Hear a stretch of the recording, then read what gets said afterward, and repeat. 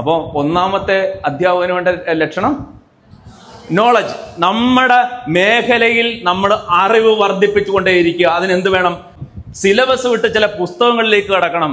അല്ല സിലബസിൽ മാത്രം കടിച്ചു തൂങ്ങിയാൽ അവസാനം നിങ്ങൾ ഓർക്കത്തില്ല. ഭാഷയുടെ വ്യാകരണത്തിനൊപ്പം ജീവിതത്തിന്റെ വ്യാകരണം കൂടെ പഠിപ്പിച്ചവരെ ആരും മറക്കത്തില്ല.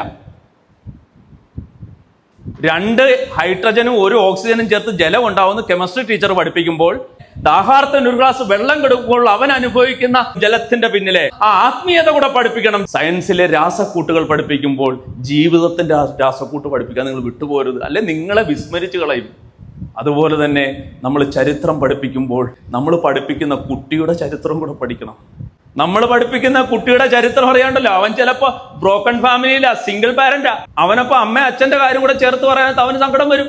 അവനെ മുന്നേ അഡ്രസ് ചെയ്യണം, അവനെ ബലപ്പെടുത്തണം. മോനെ അച്ഛൻ ഇല്ലാത്തത് നിനക്കൊരു ഇതിലൊരു പദ്ധതി ഉണ്ടടാ, ഇതുപോലെ അച്ഛനില്ലാത്ത ഒരുപാട് കുഞ്ഞുങ്ങൾക്ക് നാളെ ബലമാകാൻ നീ ഞങ്ങൾക്ക് സാക്ഷ്യമാടാവട്ടാ എന്ന് പറഞ്ഞിട്ടാണ് ഇത് പറഞ്ഞാൽ ഓക്കെ. പോളിനെ ചരിത്രം പഠിപ്പിക്കണമെങ്കിൽ ആദ്യം പഠിക്കേണ്ട പോളിന്റെ ചരിത്രം എന്നൊരു പഴഞ്ചൊല്ലുണ്ട്, മനസ്സിലായോ?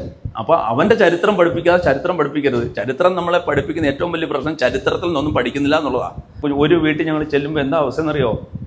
അമ്മയ്ക്ക് ഭ്രാന്ത, അമ്മയെ തൊടലിലിട്ടിരിക്കുക. എനിക്ക് അത് പറയുമ്പോൾ എനിക്ക് സങ്കടം വരുന്നുണ്ട്.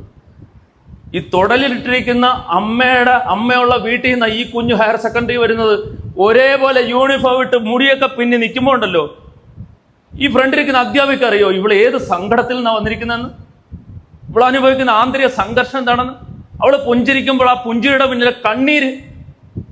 എൻ്റെ വൈഫ് അവിടെ ഇരുന്ന് കരഞ്ഞുപോയി. ഫോണിലൂടെയെങ്കിലും നിങ്ങൾക്ക് വീക്കായിട്ട് നിൽക്കുന്ന, ഇച്ചിരി അലമ്പായിട്ട് തോന്നുന്ന കുഞ്ഞുങ്ങളുടെയൊക്കെ ബാക്ക്ഗ്രൗണ്ട് ഒന്ന് അന്വേഷിക്കുക. നിങ്ങൾക്ക് അവരെക്കുറിച്ചുള്ള മുൻവിധികളെല്ലാം മാറിത്തുടങ്ങും. അവരെ നിങ്ങൾ കൂടുതൽ സ്നേഹിക്കും. ശിക്ഷിക്കുന്നതിന് മുമ്പ് അവരെ അറിയണേ, ഇത്രയേ ഉള്ളൂ. രവീന്ദ്രനാഥ ടാഗോറിൻ്റെ ജോലിക്കാരൻ രാവിലെ വരാൻ ഏറെ താമസിച്ചു.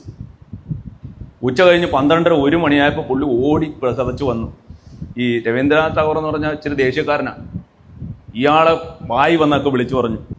ഇയാൾ പാവപ്പെട്ടവൻ ഓടി നടന്നുള്ള പണികളൊക്കെ തീരെ വേഗം ചെയ്തിട്ട് ഇയാൾ വീണ്ടും ഇച്ചിരി നേരത്തെ പോകാൻ വന്നപ്പോൾ വീണ്ടും ടാഗോറിന് ദേഷ്യം വന്ന്, ഉത്തരവാദിത്വം ഇല്ലാത്തവൻ എന്നൊക്കെ പറഞ്ഞപ്പോഴാണ് പുള്ളി പറയുന്ന, ക്ഷമിക്കണം അങ്ങനെ, ഇന്നലെ രാത്രി എൻ്റെ മകൻ മരിച്ചുപോയി.